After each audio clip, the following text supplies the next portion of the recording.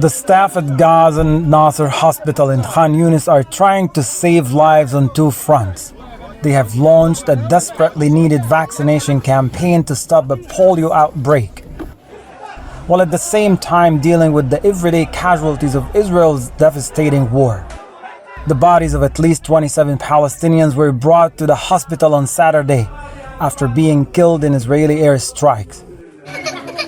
Polio had not been detected in Gaza for 25 years before the war reduced much of the territory's sewage and water facilities to ruins. The campaign was launched after a 10-month-old Palestinian baby was paralyzed after contracting the virus. Palestinian parents say they are worried about how they will bring their children to a vaccination center, or even if their children will survive attacks by the Israeli army at night.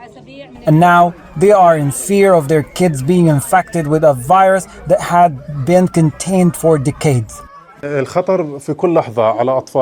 is danger every second for our children as the war continues and the strikes are everywhere. There was a risk to bring my child to Nasser Hospital, where the vaccination campaign started, and to move from one place to another. But Palestinian health officials are skeptical of the campaign's success, given the horrific conditions in Gaza caused by Israel's war. We call for a real ceasefire for this campaign to succeed. Without this, all the arrangements that have been made cannot qualify this campaign for success. Regardless, our teams will go everywhere. Wherever there is a Palestinian who needs this vaccination, our teams will reach them despite the risks.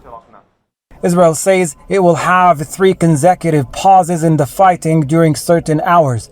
The first of those pauses is expected in central Gaza, followed by the south, and then finally in the north. The World Health Organization says at least 90% of children in Gaza need to be vaccinated twice, with a 4-week gap between doses.